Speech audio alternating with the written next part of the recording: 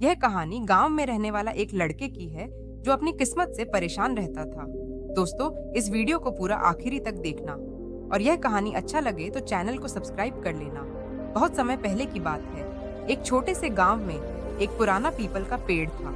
उसी पेड़ के नीचे बैठा हुआ एक 10 साल का लड़का रो रहा था। उसके कपड़े मैले कुचैले थे, चेहरे पर धूल जमी हुई थी और आंखों में सिर्फ दर्द था। उस लड़के का नाम था मोहन। मोहन का जन्म एक गरीब परिवार में हुआ था। उसके माँ बाप दिन रात मेहनत करते थे, मगर मुश्किल से 2 वक्त की रोटी मिलती थी। पर मोहन को कभी लगता नहीं था कि उसकी जिंदगी में कोई परेशानी है।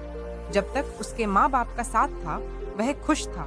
लेकिन फिर एक दिन एक भयंकर बाढ़ आई, जिसने मोहन का घर और उसके माता पिता सब कुछ बहा दिया। बाढ़ के पानी में सब कुछ खो गया और मोहन रह गया अकेला, बेसहारा और टूट हुआ। गांव वाले उसे कुछ दिन सहारा देते रहे, लेकिन समय के साथ लोग उसे भूलने लगे। मोहन को ये सब बहुत चुभने लगा। उसे समझ आ गया कि अगर जिंदगी में कुछ करना है तो खुद को बदलना होगा। फिर एक दिन मोहन चुपचाप गांव छोड़कर शहर की ओर निकल पड़ा। उसने सोचा कि शायद वहां उसे कुछ काम मिल जाए, पर शहर की हकीकत कुछ और थी। लोग इतने व्यस्त थे कि किसी को एक भूखा बच्चा भी नहीं दिखता था। मोहन ने कई दिन सड़कों पर भीख मांगी, लेकिन उसका दिल बहुत बेचैन था। उसे लगता था कि यह जिंदगी नहीं, बस सांसें खींचना है। एक रात जब वह फुटपाथ पर बैठा था, एक आदमी उसके पास आया। वह साधारण कपड़ों में था, लेकिन उसकी आंखों में एक खास बात थी। उसने मोहन से पूछा, बेटा, क्यों भीख मांग रहे हो? मोहन ने कहा, मेरे पास और कोई रास्ता नहीं है, क्या करूं? वह आदमी मुस्कुराया और बोला, तकदीर उसी का साथ देती है जो मेहनत करता है। अगर तुम चाहो तो मैं तुम्हें एक रास्ता दिखा सकता हूँ। मोहन ने पूछा, आप कौन हैं?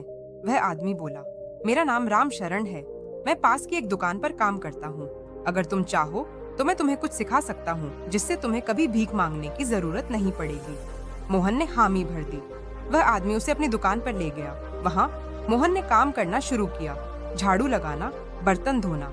काम तो मुश्किल था, लेकिन मोहन को अपनी मेहनत पर गर्व महसूस होने लगा। पहले दिन ही दुकानदार ने उसे 5 रुपए और एक रोटी दी। मोहन की आंखें भर आईं, क्योंकि ये उसकी पहली मेहनत की कमाई थी।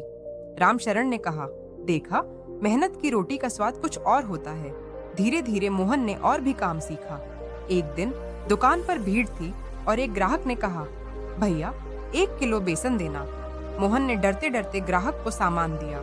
जब मालिक लौटे तो उन्होंने कहा, तू तो बहुत जल्दी सीख रहा है। फिर एक दिन मोहन से एक गलती हो गई। उसने एक ग्राहक को गलत सामान दे दिया और ग्राहक नाराज हो गया।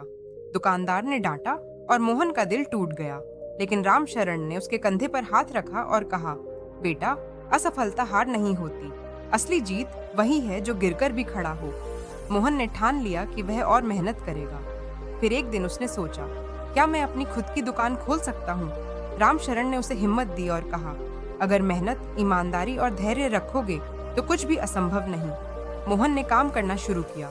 सुबह सब्जी बेचना, दिन में दुकान पर काम करना और शाम को फिर सब्जी बेचना। गर्मी हो या बारिश, थकावट हो या दर्द, वह रुका नहीं। कुछ सालों की कड़ी मेहनत के बाद मोहन ने अपने पास इतना पैसा जमा किया कि वह अपना चाय का ठेला लगा सके।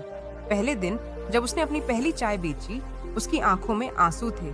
यह चाय सिर्फ एक पेय नहीं थी, यह उसकी मेहनत, संघर्ष और आत्मसम्मान का प्रतीक थी।